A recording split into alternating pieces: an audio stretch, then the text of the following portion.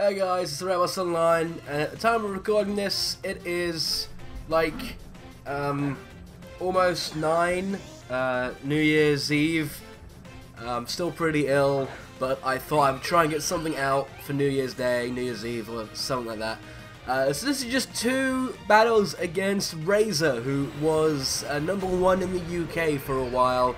He's since been overtaken by someone else, but he's still a pretty high-rated player. I am a pretty high-rated player myself on rated. So it's a pretty awesome chance to battle someone who's about on par with my skill. So as you can see, the first turn there, I'm forced to just Mega Evolve and fake out, and I go for the taunt onto the Gothitelle, knowing Razer uses a Trick Room Gothitelle. Unfortunately, he caught me off guard with that Mental Herb and is able to get the Trick Room off anyway. So now, inside a Trick Room, I am forced to use my Talonflame's priority to deal some damage, but Perry is not built to deal damage. Perry is actually a physical wall for singles that I got around to breeding, hopefully for the next Raider Battles series. But I decided to put Perry into a doubles team, and I actually got a lot of success with it online. I decided to use it against Razer, put together a team, and I had him test it out to help me. So that's what these 2 battles are. So I'm going to high jump kick the Rotom and deal a lot of damage, and now I'm going to roost with Perry. I know that Alice is going down this turn, but I'm roosting with my Talonflame to get good health. Also to drop the flying type, so Thunderbolt won't deal as much damage as Alice is going to go down to a second Psyshock. Not too worried. Alice is a glass cannon, and I expect her to faint very early in a match. She just kind of exists to fake out and deal as much damage as possible and maybe distract them from her partner. Here I bring in Faye, or Faye. Excuse me.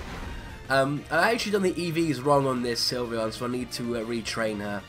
I just go for a Brave Bird onto the Gothitelle. And Faye actually outspeeds the Rotom 1 inside this Trick Room, and I get off a Life Orb Hyper Voice. I'm modest, I'm max attack, or max special attack. That is going to knock out both the Pokemon, so I thought I'm in a good position. He got the KO on just one of my Pokemon. I've managed to pick up the KO on both of his. Unfortunately, he's able to get in Rumpadump, and Chisana, who is the Azumarill, in on the same turn, which is pretty much game over for me. There's nothing I can do now. I've got a Aqua Jet going to be hitting my Talonflame, and Rumpadump resists Sylveon's stab. So I go for the Protect here, hoping to eat up a turn of Trick Room. Just wanted to go for the Aqua Jet on Talonflame, taking the Talonflame out. Idea is I want to try and keep 2 Pokemon on the field. I really didn't want Faye, my Sylveon, to attack and then get knocked out, and then I only have 1 Pokemon left. I wanted to have 2 Pokemon on the field to deal with these. It's Tsubasa, my Aegis Slash, and he goes with the Aqua Jet. I think it's banded. Yeah, that damage is banded. Takes him down to 2 HP. I am going to take myself out from the Life Orb, and that isn't going to be enough to take out the Azumarill either. Pretty unfortunate. So she goes down. Luckily, however, if I had allowed myself to take damage the turn before, I wouldn't even be in this position. I go for the Shadow Ball onto Rumpadump. Rumpadump did just go for the Heat Wave. However, I did kind of predict a Heat Wave, and I wanted to go for the Wide Guard, but there was no reason not to, and unfortunately, unfortunately, Tsubasa goes down.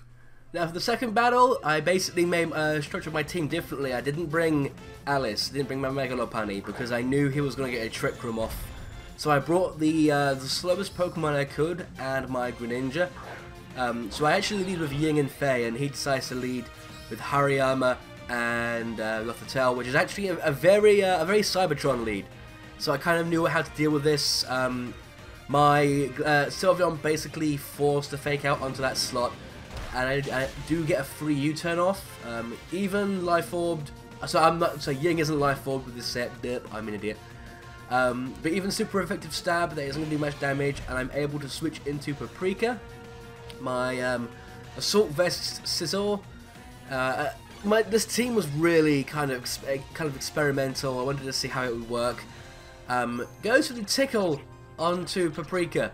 So that is like a very Sejun Park, very Cybertron, that sort of play. Goes for the knockoff on Paprika, knocking off my Assault Vest, but I am able to get off a Hyper Voice because of this. Pretty safe Hyper Voice, takes out Gothitelle, almost takes out the Hariyama, so I'm not even sure if this is an Assault Vest Hariyama. If it is, then Hariyama has definitely got a bit of natural bulk to it as well. And that knockoff is going to be enough to finish off the Hariyama. And it was Assault Vested, yeah, so Assault Vest Hariyama barely hangs on from a modest Life Orb Hyper Voice from a Sylveon.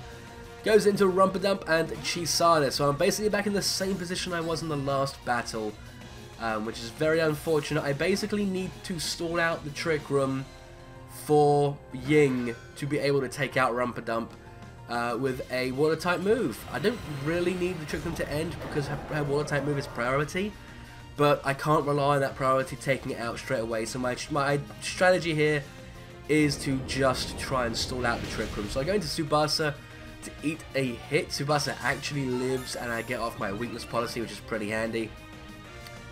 And the Azumarill is going to go for the play rough into my Sylveon. Yeah, it's definitely a knockout. Excuse me.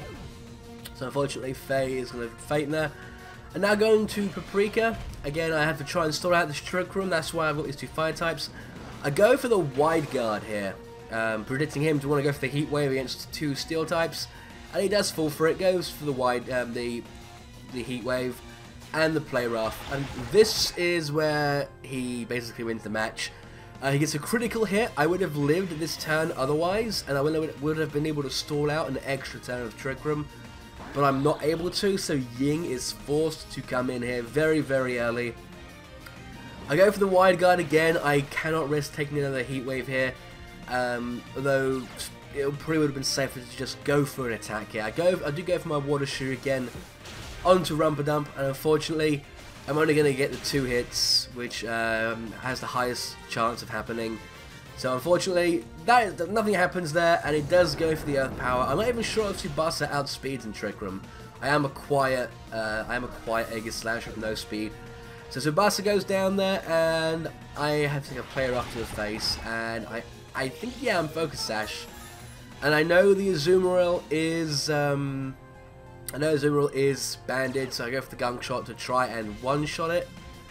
I know I would outspeed, and it's banded, so it can't Aqua Jet, and that is actually going to be enough to take it out. I was banking on a Heat Wave miss, but he just plays it safe and goes for a move that doesn't miss, so that is going to be another win for Razer. So that's 2 losses to Razer. He's a pretty awesome battler. I apologize I couldn't give this battle justice. Had to narrate it while I was ill, but I wanted to get you guys something for the new year. So here's to the New Year's. Have a happy 2015, and I will get well soon.